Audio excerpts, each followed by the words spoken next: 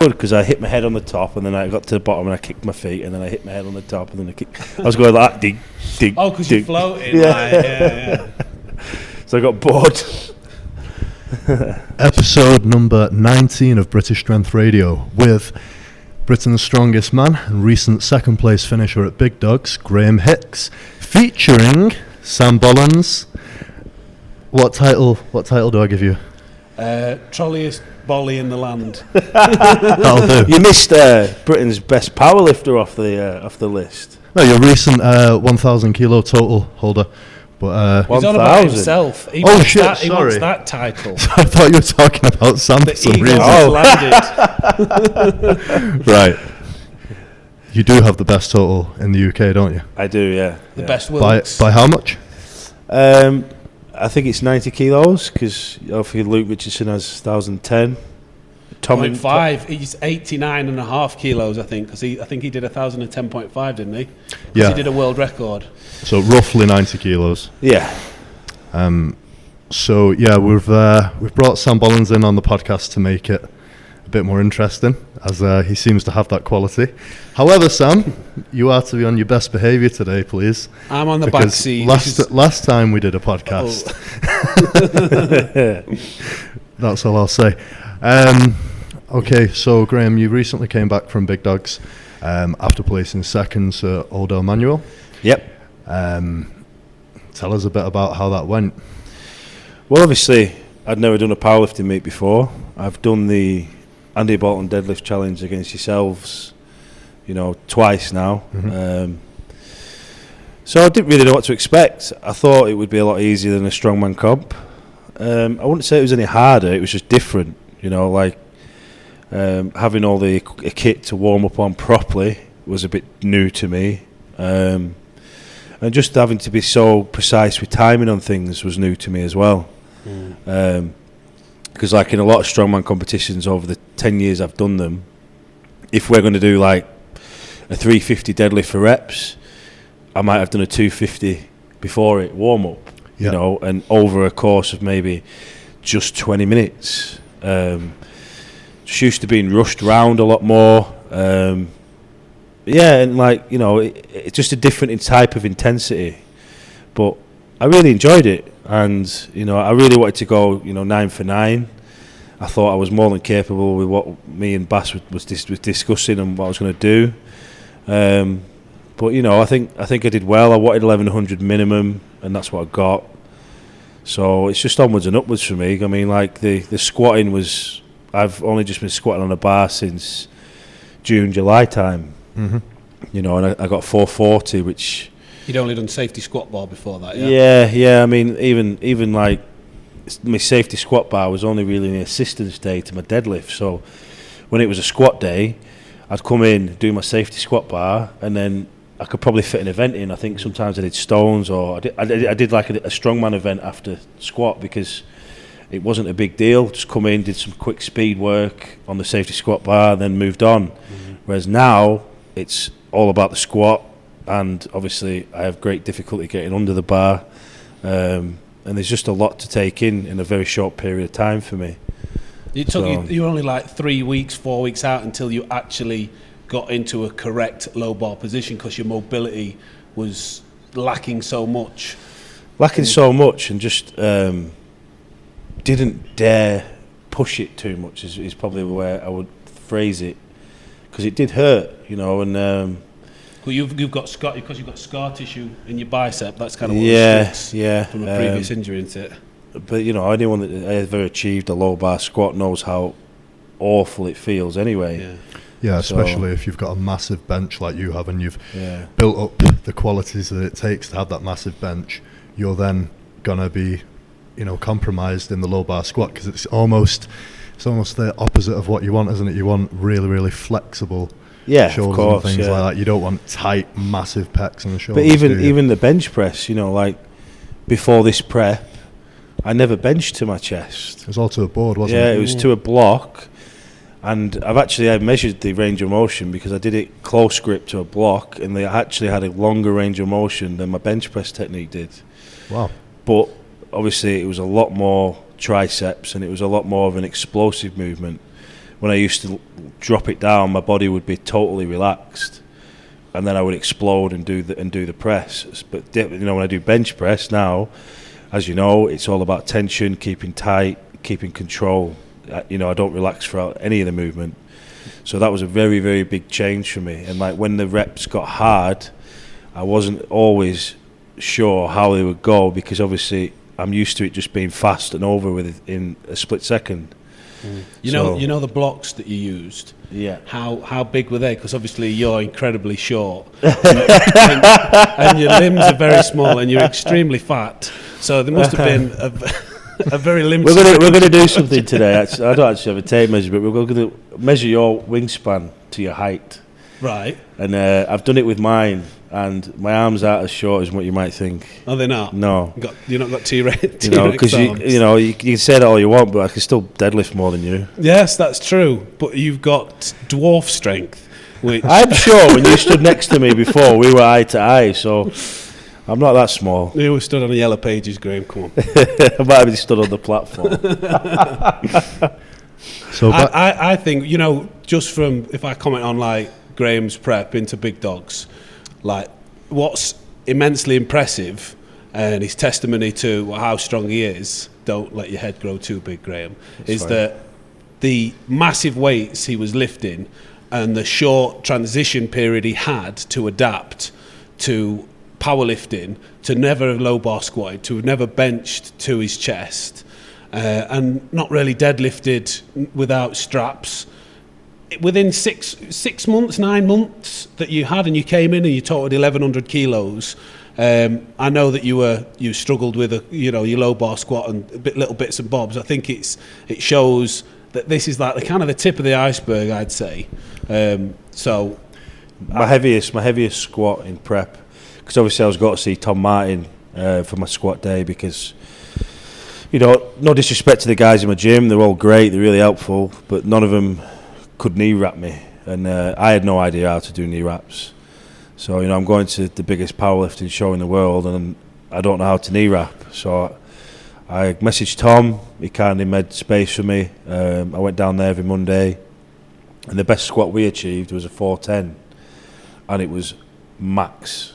There was no more there. But then it was weird, because after I did that, I then started playing around with some low bar with him. And I kept that up when I went out to Australia, and straight away I squatted 420 in my last squat prep, and I got 440 on the day, and I was obviously very happy, but very shocked at how quick it looked nice. The kilos jumped, well. So it was night and day. The difference in how your squats moved once you went to Australia.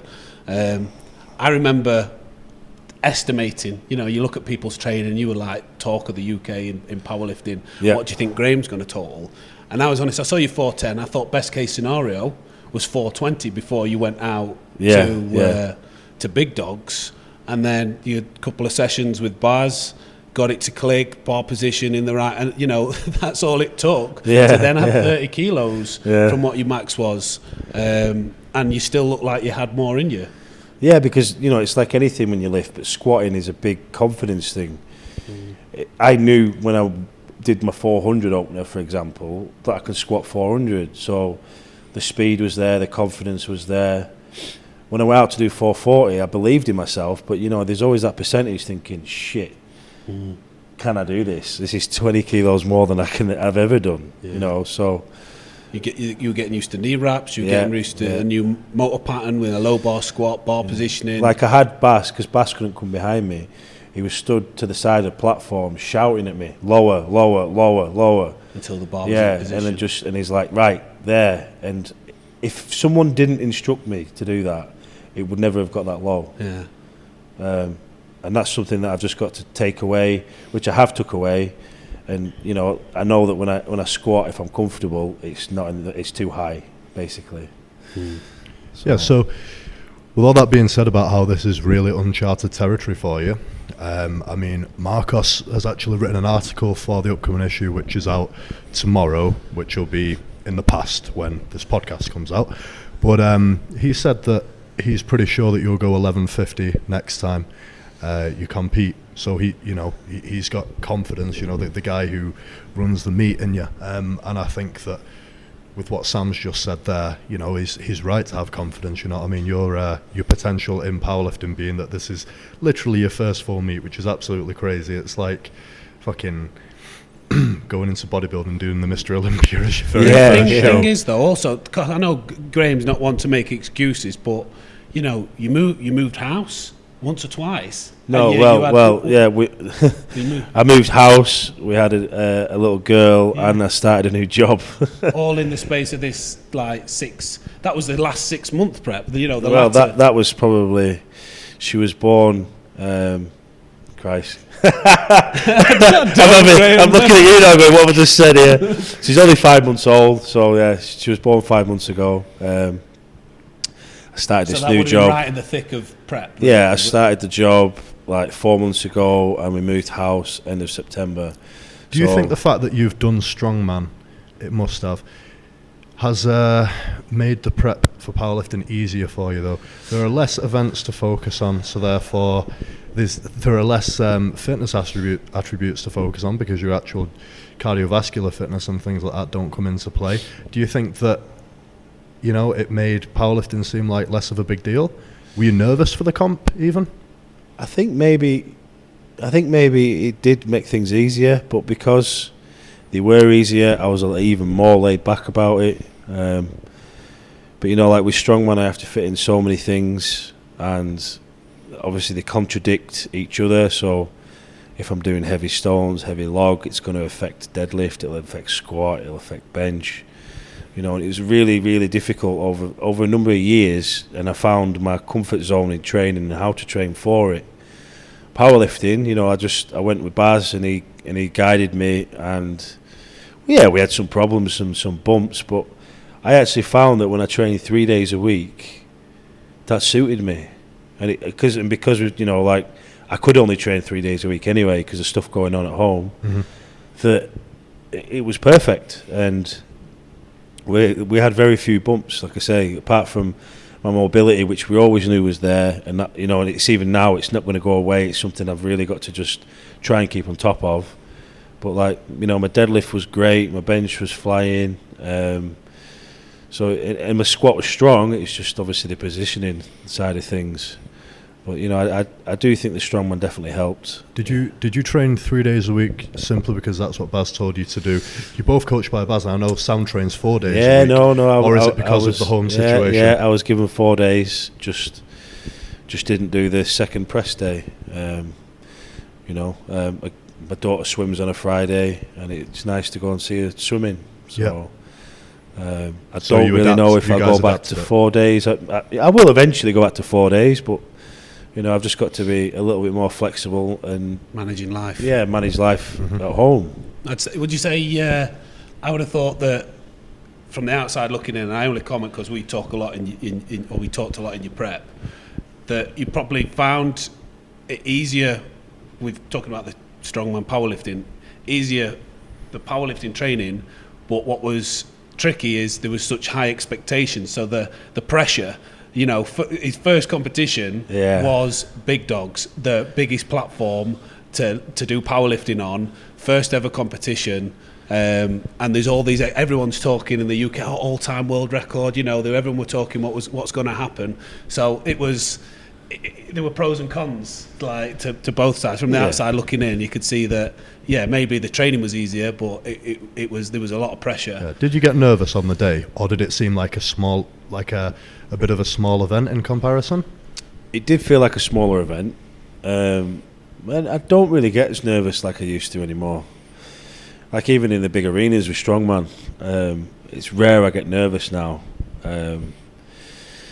I think I was probably nervous when it was to come to deadlift, because I was having trouble with my external rotation in my right hand, and my last warm up in the back was 350, and it would have got a red light. I'll put it that way. It wasn't. It just was. I just couldn't grab the bar properly. Your underarm, wasn't it? Yeah, my underarm, and the problem was in all the prep I led with my overarm first, so I get up to the bar, grab with my left hand, and then my underarm grab the bar. But what I was finding is that when I was twisting round, that the bar was rolling away, and it was just like out of my comfort zone because I didn't know what was happening. Normally I go down, I grab the bar, it comes straight up. There's no bar movement, but there was bar movement, and I didn't feel like I had hold of the bar properly. So what was causing that bar movement? Obviously just me trying to twist round to grab the bar. Because you were bigger, you were like slightly out of position. It was bigger, but I think obviously it was just maybe the squatting and the benching before. Yeah. I don't know. It just added to the tightness. But now when I've been training, I lead with my underarm, and I just reach round with my overhand, and it's so much easier. Yeah. I kind of wish that was how I prepped it going into big dogs, because I'd never felt that my grip has ever really been tested. You know, I pulled 392 in the gym for 2, and I held it. It was easy, you know. So I was disappointed not to pull 402.5, but on the bright side, the strength was there in abundance. You know, it wasn't heavy. I'm right there with those feels, but it wasn't. It's never been as quite on a higher scale as what yours have been. But I was going to say, I've dropped. not to make you re-feel any negative emotions, but how much money did you lose by dropping that?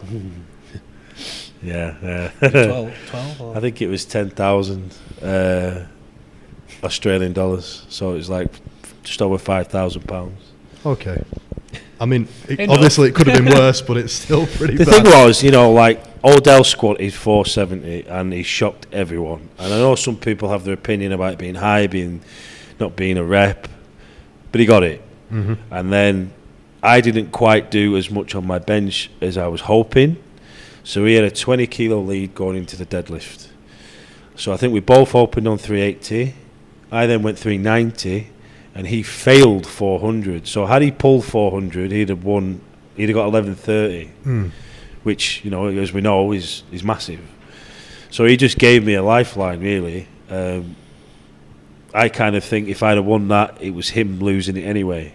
Yeah. So like when people say, "Oh, you lost," I've lost it. When really, if I'd have won it, he lost it. You know, you both went through similar. We both did the exact same thing. Yeah, we both pulled the deadlift, and we both dropped it right at the top. You were both kind of on that day unlucky and lucky in different ways. Like for example, Odell, he dumped the bar over his head the first his opening squat. Oh man, yeah, it was scary. Yeah. Then he missed the press command on his first 260 first two 260 attempts on bench press. So he was clinging on that last bench. He had to get it, otherwise he would have been out the comp. Yeah. And then you had strokes of bad luck on your bench because, well, bad luck or just a bad day really. Must because have been you had more in you. Roller coaster of emotion. Yeah. It was a bit up and down because when he failed the first 2, I thought, because I saw like Dylan was having a bad day, and I'm like, if he doesn't get this 260, then I've outright won this with my opener. Yeah. You know, it's like,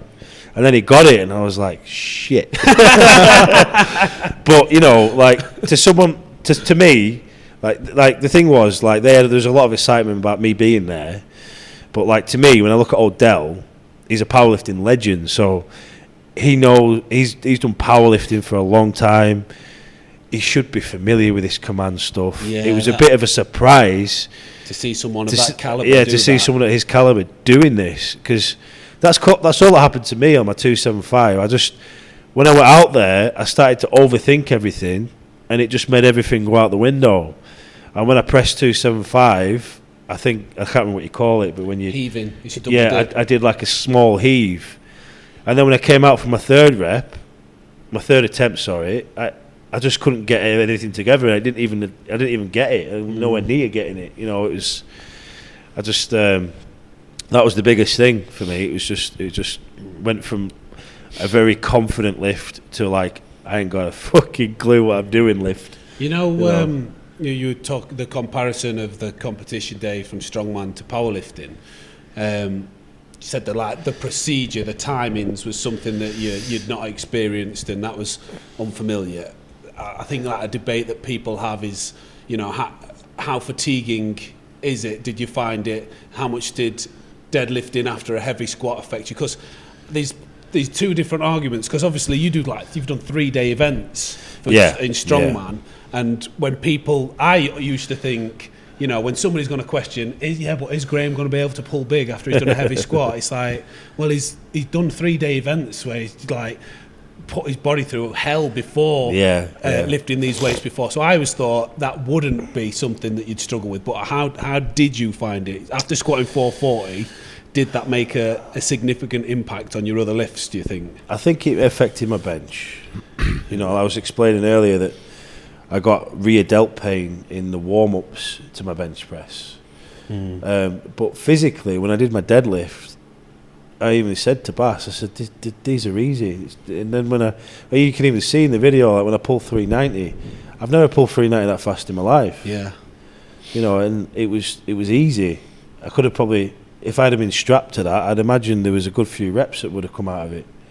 You know, I was most definitely in my strongest position in my life. So you didn't feel weaker? No, no. That's interesting. Yeah, it's probably like you said, but I'm used to 440 yokes. I'm used to a lot heavier things and loads going through my body, and I just think powerlifting is going to suit me. You know, it's a good time now to make this transition, especially with my life, 3 kids. I just think it's a really good time to sit down and go, right, let's give this a go for 12 months. How old are you, mate? Just turned 34. Right, so really you're still young enough in the sport to progress. Yeah, I mean, you say most people stop progressing, like barring injuries happening, about 40 years old. Do you reckon most guys can progress up until about 40? Well, this is a chat we had, wasn't it, Sam? I said, like, you know, when you get people like Luke Richardson, who's so young, coming into sports so strong, they can't keep getting strong till they're 40. It just doesn't happen. No. But it's about getting strong and keeping longevity. And, you know, I think that's kind of what's happened with me. I only started training when I was 25 for strength.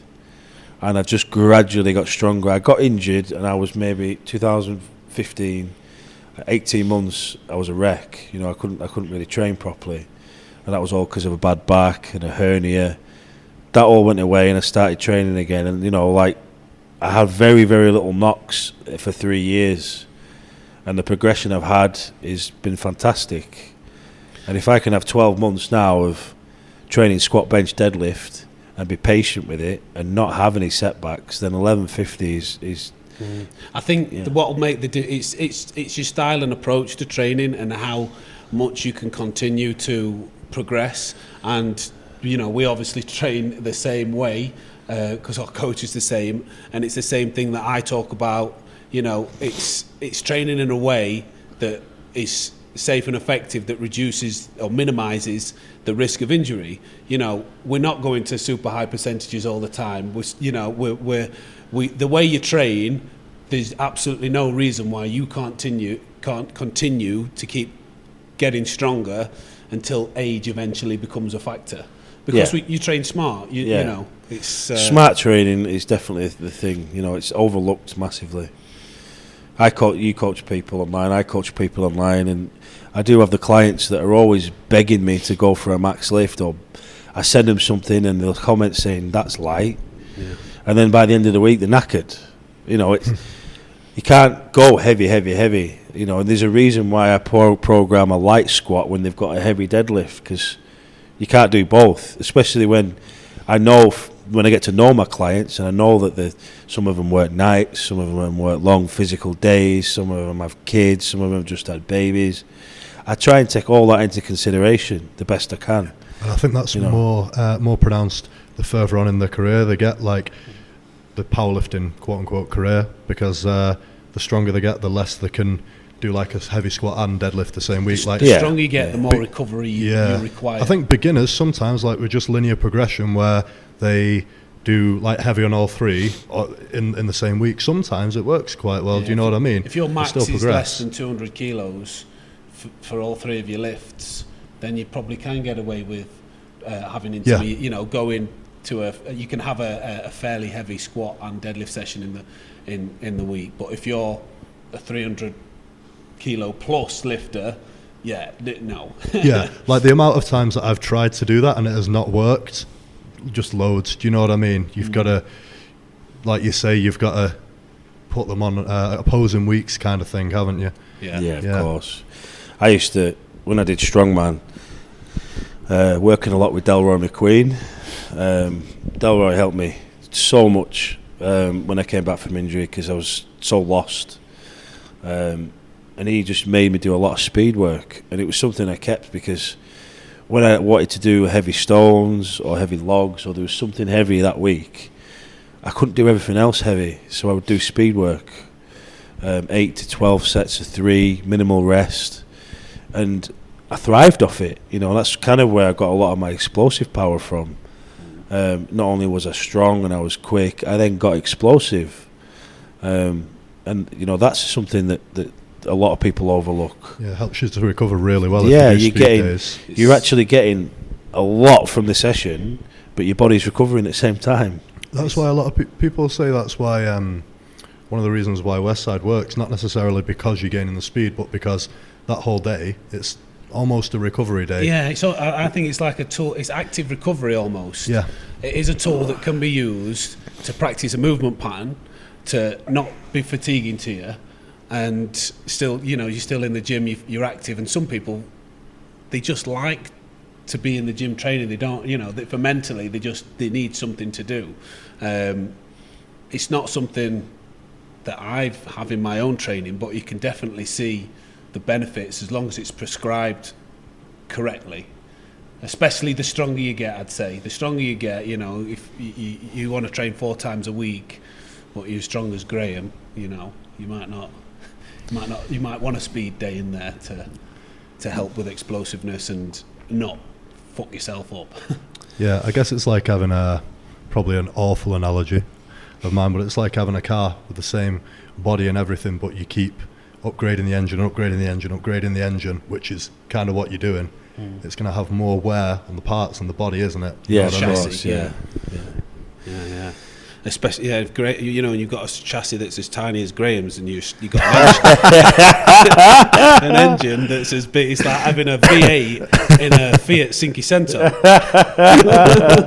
You go steady. That's why I'm faster than you. Do you reckon you could do me in a sprint? Not right now. Nah. Right, this is why we got Sam on. The thing is, you get to the point where, like, when I used to come to the gym, I used to be, I call it young. What did I used to call it? I used to nickname for it, but like if I came in late and I was squatting with someone and they had 180 on, I would just join in. 180, start at 180. Straight away. You know, and I've done that before. And they were squatting. Yeah, I've done it before. Like, how much did they need to lower the rack height for you? Well, actually, it was Shane. It was who's doing the podcast later. Yeah, he's a fellow shorty. But I remember coming in one night and I was late and I just jumped in at 180. And like now, like you were saying about the sprinting, I'd be so scared of hurting myself. Yeah, you know what? I'm terrified of hurting myself. Yeah, I'm so much stronger, but I have to make sure that I'm ready. Yeah. You know, I won't run for the ice cream van, no matter how much I want it. It's just because I'm scared of tearing a hamstring. Yeah. So, what do you think it is, training-wise, like body-wise, that Strongman has given you in powerlifting? A good base. Everything needs a good base, and like. One thing I think that definitely helps me is I've got a lot of core strength. You know, when I reflect, you've got a lot of core. Full stop, haven't you? I've got a lot of core. You know, I'm like a small little barrel, aren't I, Sam? You know, but you know, like the 440 squat. I think it's just a beginning for me, and something I've done it from the training for years must have contributed to that, because. It was only once I went up to a 400 safety bar squat on a crazy day. I think the most I'd ever been over it was a 320. But the majority, 90 to 95% of my squat days were probably 250 or less. So they alone cannot have been what contributed to a 440 squat. And I can't even say that the build-up for 4 months was what contributed, because it has to have already been there to some extent. Yeah, having a massively strong core and massively strong back. Yeah, you built an incredible base by hitting every angle. You know, your full body move, truck pulls, like loading events, work capacity from having the cardiovascular capability whilst being so immensely strong in the static events. It's like all that was training or building that base to peak from, and you can only peak as high as your base is wide. I mean, one exercise that I really liked, and I tell people all the time that if I ever take it out of my training, it always ends up sneaking back in because I miss it, and it serves a purpose. It was always lunges. I always felt if I lunged, it helped my hips, it strengthened my quads, and on a safety bar, it's just more core. Yeah. And I even go up to crazy numbers like 250 kilo lunges in the gym, and they're for reps, Sam. You know. And that's why I think, like, when I did like yokes and things like that, that just I had such strong hips, bar. You know, and I try to do them. I don't know if I could squat that on a safety squat bar. But you know, like, I miss them, and I'm going to start speak to Bass about putting them back in, because, you know, while you're in that position, you're in a stretching position under load as well. Yeah. And my hips always felt amazing from it. But again, you know, like, you've got to build up to that. It's not something that assistance movement that I can do in 10 minutes. It has to be something that takes 30 or 40 minutes. But like, that probably contributed, because it's one leg. That's probably one of the main reasons that I had a lot of leg strength, because my legs have never really been tested. I've always squatted, like when I squatted at Worlds, and I won the squat at the barrel when he had the barrel loaded. Yeah, I mean, it was quite funny. Like, if people could have seen the full story behind that, my wife did my knee wraps, and Bass laughed because I instructed her on how to put them on, which was basically 3 times around the top. All right. And then just follow down, and we tied it at the bottom. And he said that was doing absolutely fuck all for you. I can imagine. But then, you know, like, and she did them well for me. She did them exactly how I wanted them, and that's how I'd prepared in the garage when I'd trained in the garage. And then Z came up, and he had gymnasia, like, ripping his on like crazy. You know, and I still beat him. So, you know, I knew how strong my legs were, because for that kind of event, I didn't need my mobility. You know, it was just about explosive power and obviously leg power. Yeah. You got that just that natural strength without the way you wrapped your knees was shit. Yeah. So they weren't really giving you much. No. But through not really utilising the equipment, that's made your body get so immensely strong without that. And now you're adding those bits, you're learning how to make the most out of your knee wraps. Yeah. And this is why we're seeing you lift such... Like, I think that next time I do a full meet, you know, I'll be thinking 460, 470 squat. That's already, like, acceptable in my head. Yeah. You know, I have to be doing them numbers. And then, without a doubt, because, you know what I mean, you've just had such a short amount of time. Yeah, of course. Straight bar squatting. And, you know, and then you take that to the side and you think, right, I've done 270. Why not 280? I'll probably get more, but let's just accept 280. Then I've found 30 kilos already, and then all I need to do is deadlift 410, and that's 1150. I say only, but my body's capable. Numbers that you're capable of. Just have to make sure that my grip is correct. Yeah, you look at the numbers and that you're aiming for there, and I think if I was to pick numbers out for your next meet, knowing how what did you press in training? Was it 280 or 285? I did 280 with Bass. Yeah. So I'd be like 460, 290, 410 would be numbers. And what's that? That's 11. Is that 1150? That's more. Yeah, it's 460. more, yeah. That's 1160. Yeah. Yeah. They're all durable. And numbers, you say those numbers, you think of what you've lifted, and they don't sound silly. It's just putting it together on the day. Yeah, definitely. I mean, and having a run where you're not injury free. It was quite strange because I went into Big Dogs weighing 164 kilos, and I felt shit. Is that a lot for you? Yeah, I mean, it's 4'6". That's a lot. So I was 4'6" wide as well as 4'6" tall. But, like, you know, even my wife sees it, and I know she gets uncomfortable about it. And I'm not going to lie, I'm uncomfortable about it as well.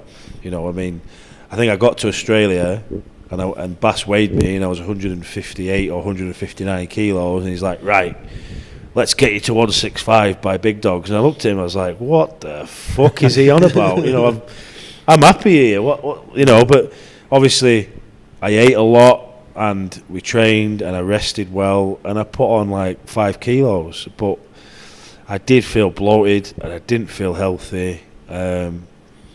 But that's You're taking it to an extreme. But that's been something that I've had over years. Like, I remember when I first hit 130 kilos, I had the same experience.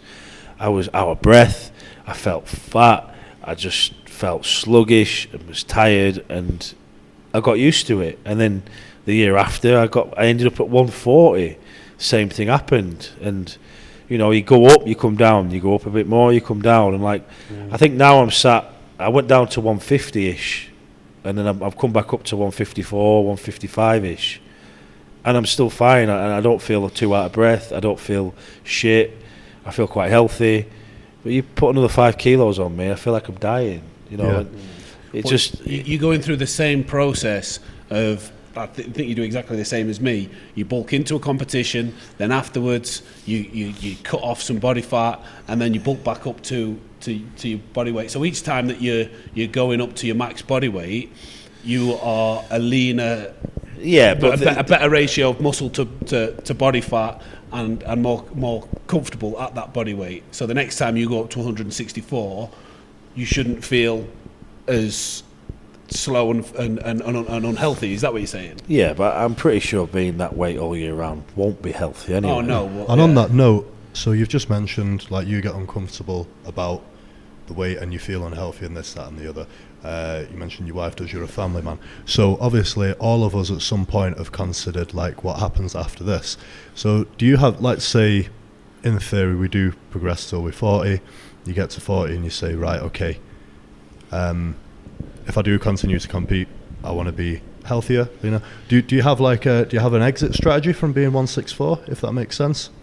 No, not really. I mean, no. Fair enough. I think my plan is now, I mean, I'm supposed to be doing ProRaw, but as me and Sam have been chatting, and he's obviously seen my injury to the extent it is in today. I've got a really bad shoulder, and I hurt it just picking a sandbag up in the gym because I was moving some Strongman kit outside. And every time I train, it's just getting more and more aggravated, and it's come to the point where I can't even bench 80 kilos without pain.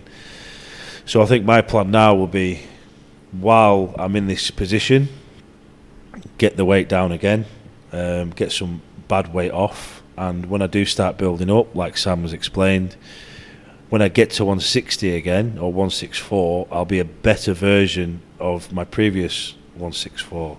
That's usually the goal. Yeah.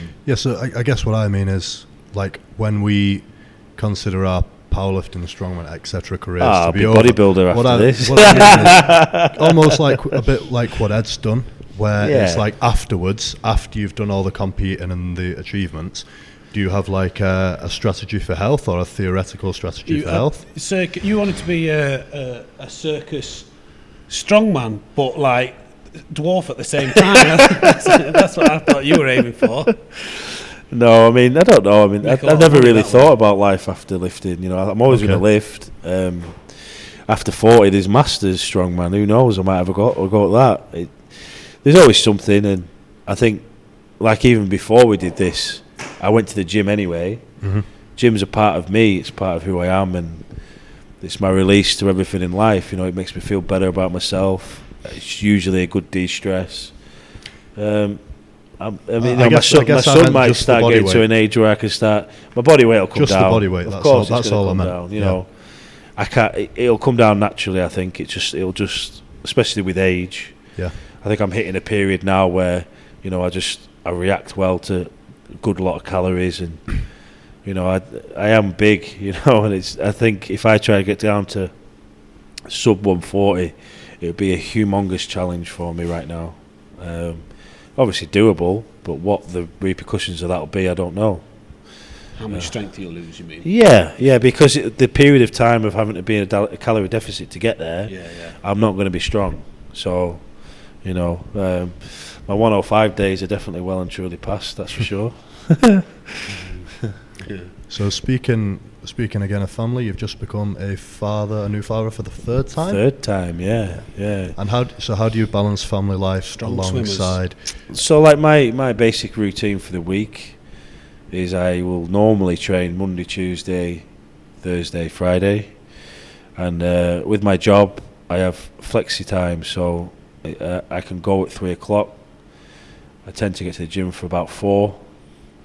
Well, I try, but and then obviously my little boy, he's in nursery till 6, so I make sure I collect him before 6, and then I get home, it's bath, dinner, bedtime for them, you know, and that's why like it's hard for me to get training partners and find people to get in at 4, because most people train at 5, 6 o'clock, you know, and I don't have that flexibility, because if I do, then I won't be able to go and pick him up, and then I'll miss helping my wife do bath and bed, and it's just not I've got to find that balance, and that's the balance for me, you know, and I can't really derail from that. Yeah, the fact that your work and training are both done before 6 p.m. though, that's quite good, isn't it? Because it gives you some hours before, you know. Yeah, before I get my bed. evening, you know, because you think I'm home for 6, you know, I'm home from 6.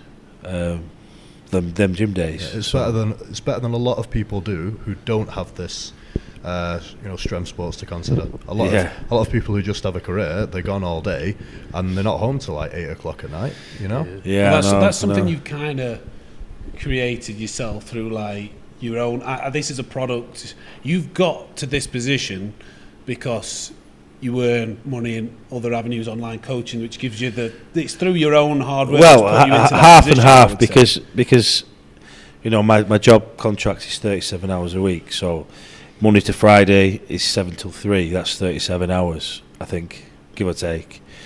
But I just recently reduced them to 30, so now I can do 8:30 till 3, or I can do I think it's 8 till 2:30 or something like that. So it even gives me the ability to pick my daughter up from school, because my commute is like half an hour to work and home.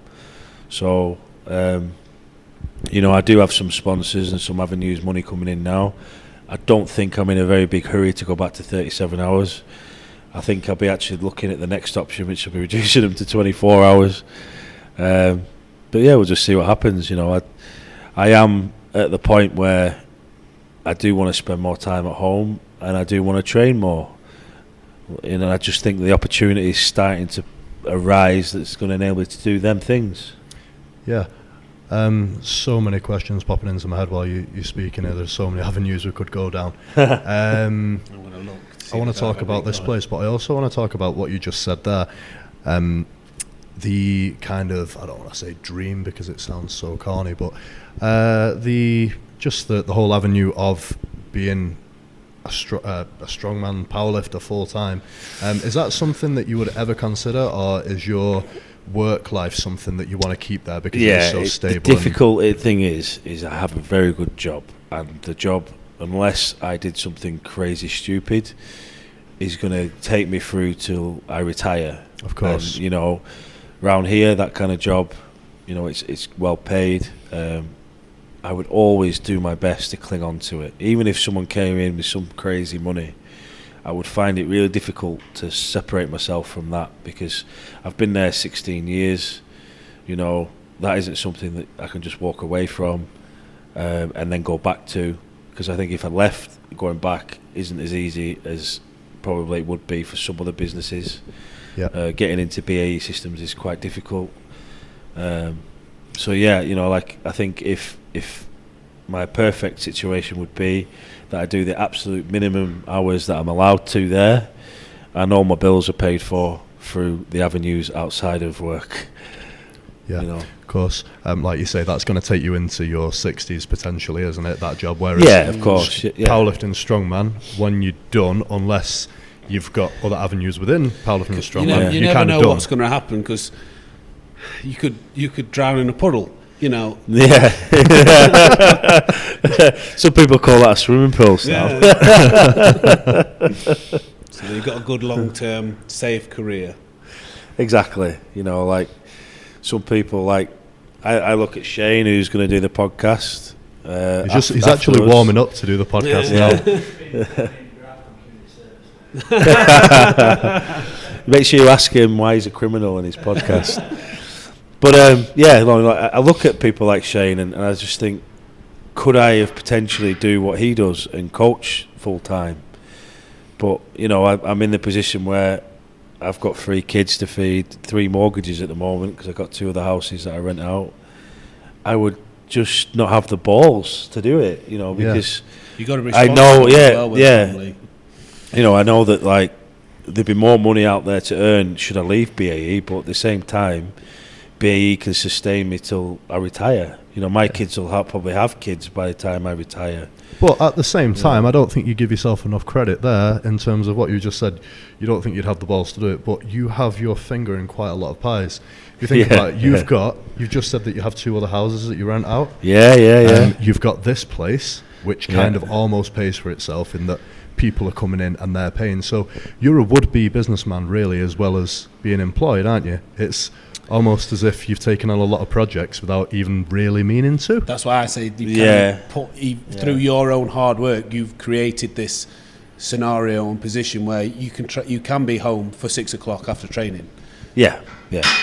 I mean, this gym, I know you're probably going to ask me questions about this gym, but like the decision to get this place, I was willing to pay £400-500 a month just so I could train. Mm-hmm. And I was like, right, that's the sacrifice I'm going to make. It's going to make me a better athlete. And I've had this place, and I think I've done 1 strongman competition, and I don't foresee any more in the future. But you know, and now I have a few guys that come in and they cover the pay, they cover the rent and the electric. So it runs break even. You know, I don't make any money, and I don't really lose any money on it either. But you train essentially for free on good kit. Yeah. You know, we have everything we need here. We've got monolift platforms. You know, if I need anything, I usually go out and get it. You know, I'm not one of them that likes to not have something if I do really need it. Yeah, I think a lot of people who go to regular gyms feel the pain there in terms of they wanted a certain piece of kit and it's gone for ages and ages and ages and nothing has transpired because the gym owners. That's really important. I think that's a thing that really helps you to be able to excel, and the fact that you've made that investment in this stuff helps you to reach the levels. You got your own you needed a monolift. You got a monolift. Well, funny enough, entered Big Dogs, got my invitation, bought that monolift, and I went up to 400 on it, and then I think for the last 8 weeks I never used the damn thing because I was going to Tom. So I was actually paying Tom to train me, and then I never even used my own monolift. So, but you know, it's there. You know, I've got it. I don't need to buy it again. So, you know, and you can sell it if you ever need to. Well, I'm not a fan of, like, anyone that knows me knows I really do cling on to kit. The guy who's next door actually is always asking to buy stuff, and I say no all the time. Sentimental value. It's not just that, like, you don't get the same money back for it, and if should I ever want it again, I've got to then pay full price for it again. Yeah. So, you know, if I've got room for it, then why get rid of it? So. Yeah. So the reason you actually came here, I've been following you on Facebook for quite a bit, and I might be thinking of someone else here, but originally, was your next door neighbour a bit of a twat when you were training? I'll tell you the full story, it's fine. Yeah, you know? The garage and the music. Basically, I had a shared driveway, and obviously I had a garage that was attached to another garage, but it wasn't actually him that was the problem, it was next door but one. And she apparently did like online teaching, but the stupid cow decides I'm going to do it in the fucking conservatory with my windows open, and any noise I'm going to complain about. And you know, like with the door closed, because I got a sliding door put on my garage, and with the door closed, to be actually honest, it wasn't that noisy. You know, you knew I was in there, but it was within reason. And you know, if we came outside for fresh air or whatever, she always used to come out through the window, hurl abuse at me.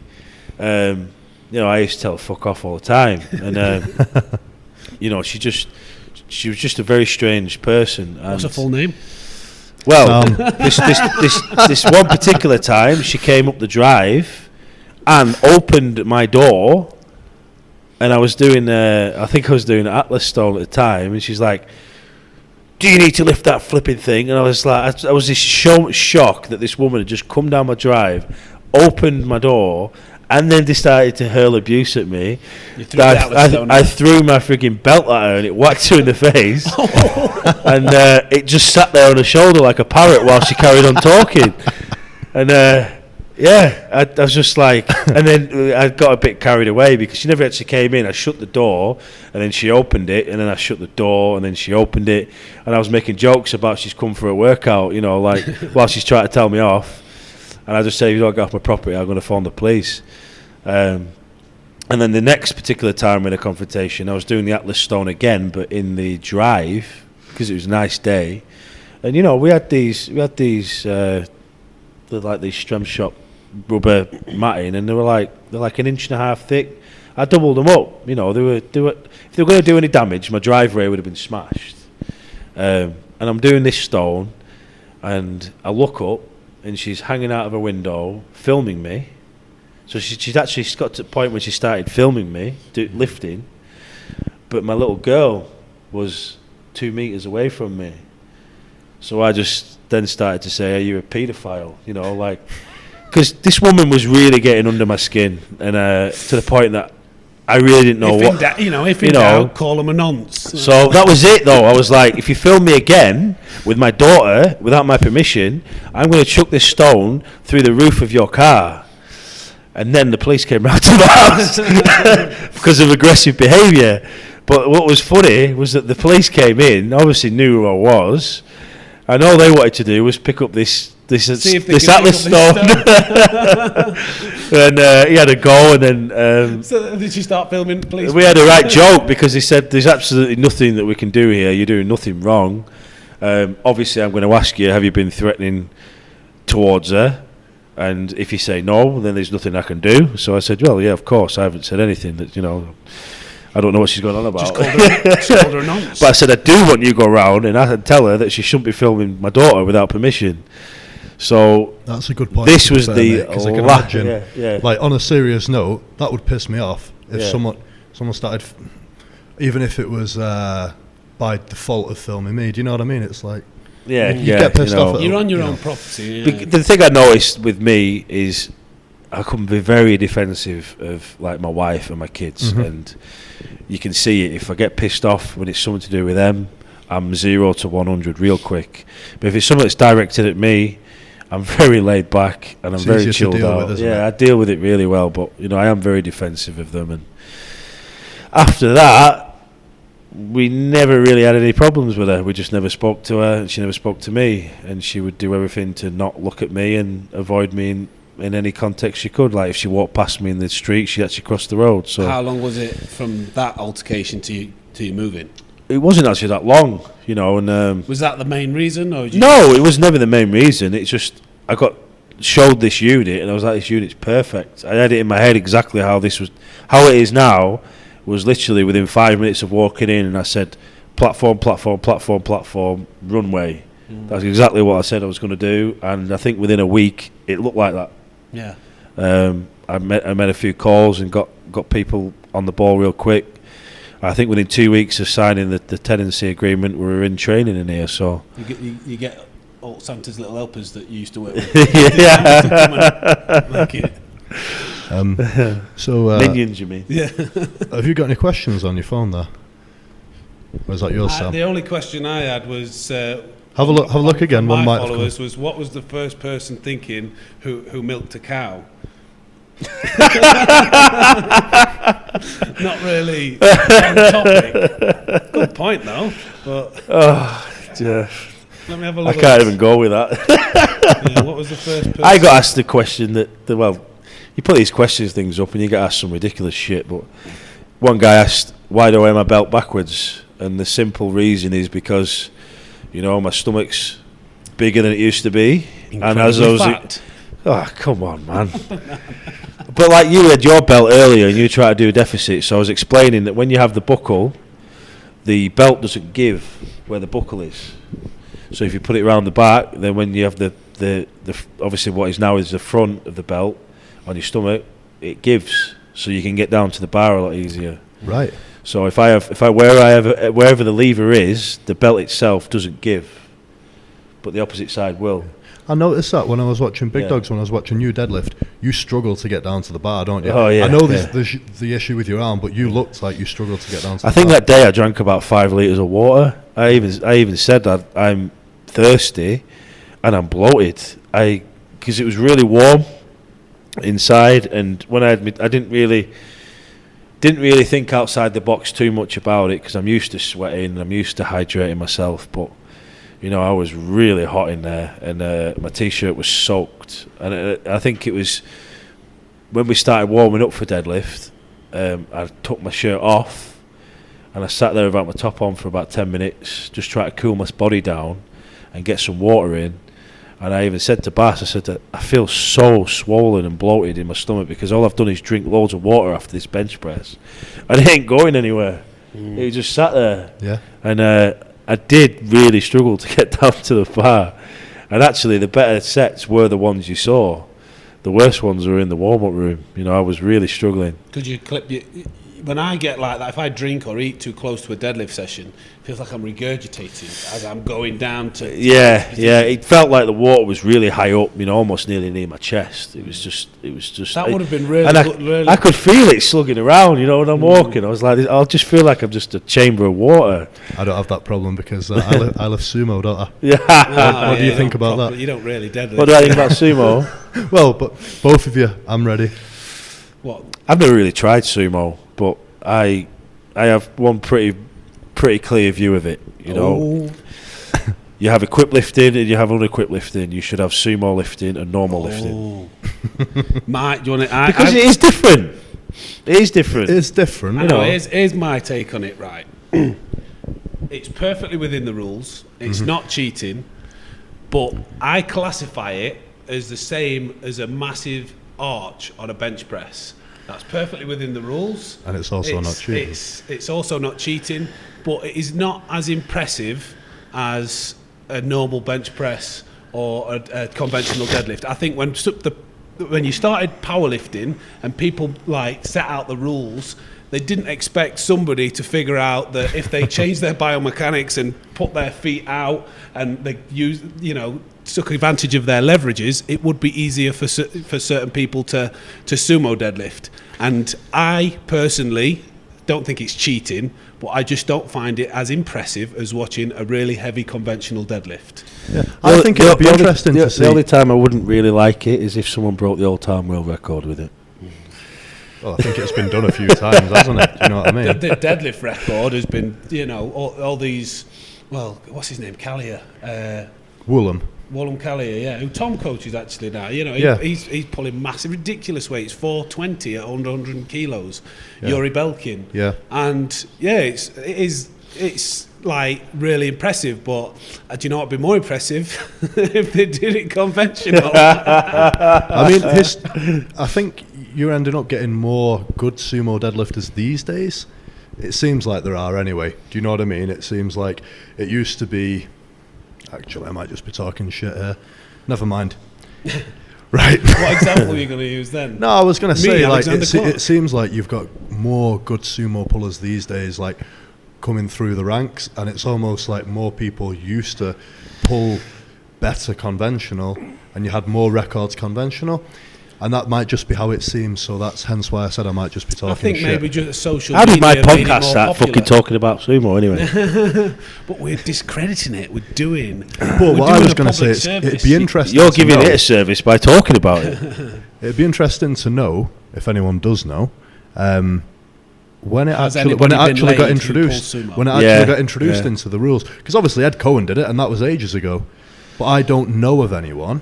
Probably because I wasn't in the sport then, who did it before Ed Cohen. Who was the first person to pull sumo? Yeah. Who read the rules? Oh my God, they've missed it. Yeah, put my legs down. Here we go. It was obviously a very close You'll hate person, him, won't you?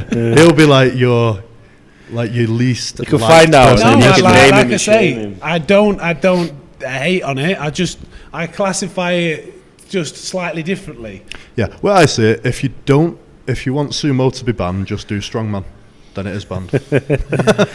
But then they allow shoots, straps, friggin' hitching. Yeah. Need a happy medium. Like you say, there should be a category of a powerlifting federation needs to set up like their own federation. It's incredible, isn't it? Like that is a really interesting point. Actually, Strongman allows suits, Everything. straps, hitching, but no sumo. fucking sumo. You know, Because they know people would be pulling 800 kilos if they allowed sumo. well, can you imagine? I wouldn't have to lift it very far, would I? Well, in theory, they would be, though, wouldn't they? Whatever you can fit on the bar. The amount that you could get out of a suit with sumo, then if you had straps into the equation, Oh yeah. you'd probably see like, if they had the leverages for it, maybe Big some shout more out Will 500s. Newton. Yeah, definitely. Yeah, Big shout out Will Yeah, Newton. yeah. the range of motion is reduced massively, and I just think that that possibility is very realistic. Yeah. Yeah, so it's agreed. It's allowed, but it's frowned upon. I've never agreed to that. Right. Do we have any more Questions? The only questions I keep getting asked is obviously when my next meet is. Yeah, that's what I was going to talk about actually. Yeah. Before we wrap it up, what does the future hold for you? Are you going to do ProRaw? After this week, possibly not. I've just got to go away and find out what this injury is I have and make that decision. I'm not going to stress. One thing I do know is if I put my name down for a comp and I'm not healthy in the prep, then the prep just becomes stressful. Mm-hmm. And no one wants to be stressed. So no pressure. Whatever happens, when I do my next full meet, and I'm ready, I'm pretty guaranteed to beat 1100. So Yeah. it might be big dogs. I don't know. I've obviously spoke to Sam about what other ones there are through the year. None of them really appealed to me.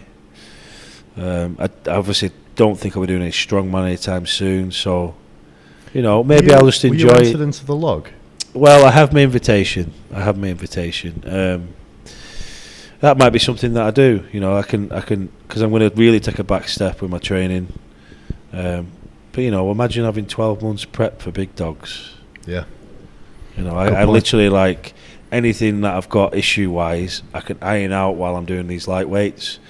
Because that was the big thing, was the squat, for example. Like, I'm not stupid. I know how big these squats are at this show, and I was immensely pressuring myself to do something big on squat.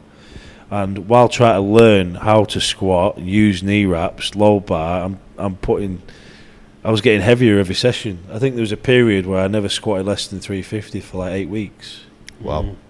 And it was just constant every week, heavy. Fucking hell, I've not squatted that yet. So, like maybe we'll see. ProRaw is the plan, but I've You really gotta let your body tell you what you're capable of doing, I suppose. I got a niggle. The niggle's grown.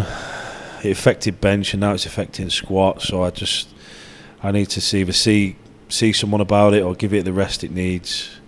But really, the clock is ticking for ProRaw. I think you said it's 14 weeks. 14 weeks. And really, I need to sort of start thinking about that prep seriously.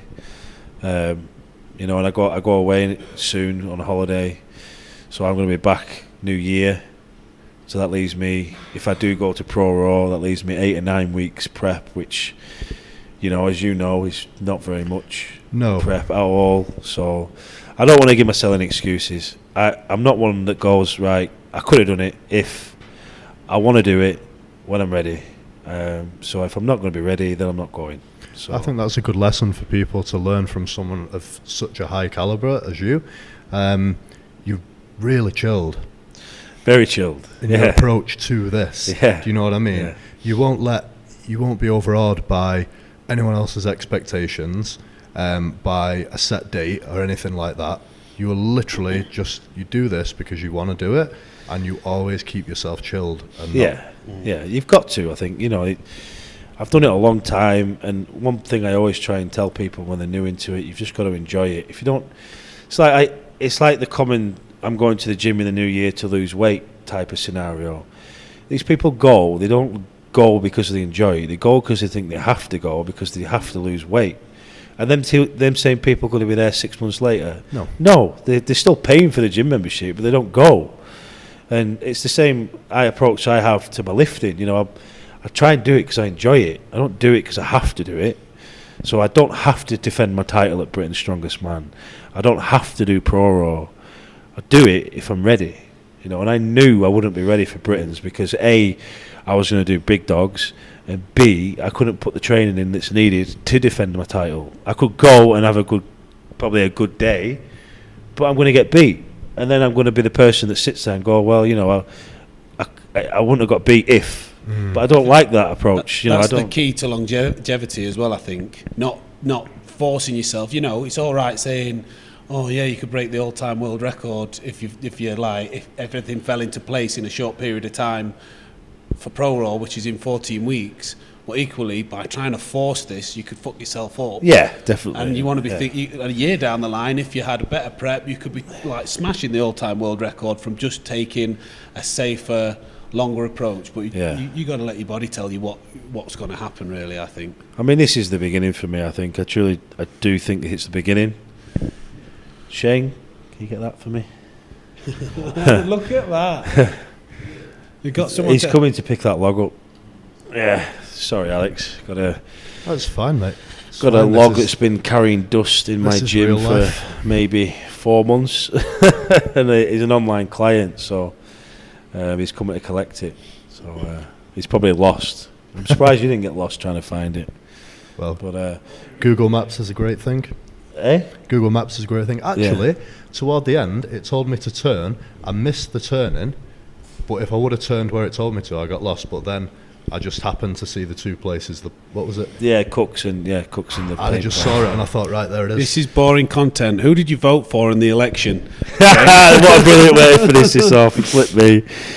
Well, funny enough, you know, a few things happened this week. I took my family to the airport, and they got stuck in their layover at Dubai for like 24 hours or something crazy. And just during this period, I never turned the TV on, and I never turned the radio on. And Sam asked me who I voted for on Friday, and I was like, when the fuck was they voting? And he's there, he says, what big news about Conservatives? I was like, what are you going on about? I generally didn't know it was Thursday. No idea that even been about it. Meanwhile, there's he's like, of people protesting. Do you not have internet in Morecambe? Do you know? I think that's why he gets this impression I live on a farm. You know, I just thinks I live in the middle of sticks. One of the reasons he said that where I live was remote. I don't think it's that remote. Yeah, and I think this is one of the reasons why Graham's quite strong, because he's just roaming in the wilderness with no technology, wrestling with bears. But no, I mean, when you asked me, and I was generally in my reply like, I ain't got a fucking clue what you're going on about. Sam just pissed himself. So, yeah. But, you know, one thing to definitely, you know, reflect on for me in the powerlifting world is, you know, I did 1100 probably in 6 months' time in my training, and I'll just be reflecting on it thinking, I am so much better now than I was then, because that'll just happen, I think. You know, I know, like, I'll keep name dropping someone in this room, Shane, who stood over there, but like he even said the same thing to me when he did his first meet and then got some actual hours underneath the bar, deadlifting. You become a different athlete. You know, you obviously get better by doing specificity. Yeah, by it's the minutes. Like I was even saying to people, the amount of minutes that I had under a squat bar to squat 440 was a fucking joke. You know, it was a joke, because a lot of my session squatting involved me just trying to stretch and get under the bar. The actual reps I got was nowhere near enough. You know, I didn't bank enough. The plan was there to do a certain amount, but I never achieved them for a long time because my session was getting chewed up by trying to get under the bar. So big things to come. I think there's some big things, yeah. You know, just try and keep my head where it's always been, and just have a bit of time off. Let us Brits catch up with you. Well, of course, you know. Yeah. I mean, I think I'm 12th in the world with 1100, something like that. Yeah. Which just shows how much the fucking sport's come on. You know what I mean? In the past 5 years. Yeah. So, you know, I mean, hopefully no one will beat it by the time I go and try and beat it, but I do think that I've got the potential to be the best, so we'll see. You know, hopefully we'll get another podcast in 12 months and I'll be talking about how good I am. I'd love that, mate, because I've really enjoyed this one. I'm sure everyone who's listening will as well. And I joked to you, didn't I? Said, we'll do an hour. I don't think we could talk for more than an hour, but it's been real good, you know. Yeah, I've loved it. Yeah, so nice venue as well. I don't know how this looks on there, but I think that light, now, that light over there, is it a heater or a light? It's a radiant heater, so it's giving us a light. We'll probably look a lot more attractive in the video now. Very orange. Okay. It's probably my hair. I might flick that one off. You're not ginger anymore. What's happened? What do you mean no more? It's this. I don't dye it, so it's probably. Sam's red. Well, you are ginger, you know. Yeah, but you know. You're not as ginger as you used to be. I've done nothing to change that. Real question, Sam. When are you going to embrace shaving your head? When. I don't know. Well, what's the cut-off point? Like my hairline has kind of always been quite far back. It's when I clock it on. I've got a nerve here, I think. I'm fine. I shut up, Graham. I think I've got another 2 years in me. Yeah. Right. He's the man to ask. I'm surprised. That I've avoided being asked that question. Say that. Sorry, Alex. What did you say? I'm surprised that you've not fucking trolled me with that one yet on this podcast. Well, because you actually offered to give 50 quid to charity. Although I'm sure if we did, if you got rid of your top, if there's something I'm going to advise you guys now, right, is that when you do shave it off, it does not fucking grow back. So the hair's clinging onto it, been there a real long time. Mine wouldn't. Yeah. I know that under this, it's not a top knot, it's a man bun. But under this, there is a lot of baldness. And I've been considering it, but like you say, there's no going back. Yeah. But I if I do it, I will somehow make Sam donate a lot of money to charity. I'll be anything to get rid of a man bun, like man bun sumo puller. Like is there anything worse than that? No. Will Newton. Well, sumo puller. He's okay. Will he's just a bit extravagant. What are you saying? And a bit. We'll be done here in a minute anyway. What's Graham Hicks's PIN number? Right, okay. Right, yeah. And with that, let's wrap things up. Thank you very much, Graham, for coming on. Thanks, Sam, too. No, it's been a real pleasure, mate, honestly. It's been nice. It's been okay. And I did not mention it at the start, but if you would like to support this podcast, support the generation of future episodes, go over to BritishStrengthMagazine.com and subscribe to British Strength Magazine. For example, we've interviewed Graham. We've not interviewed Sam for the magazine yet. We've not done an article on you, but you've been featured before. If you subscribe, you can get all the back issues completely for free, so there's an absolute wealth of information out there for you that you've got access to for free. And BritishStrengthMagazine.com. Go and subscribe. Thanks, guys. Thank you very much.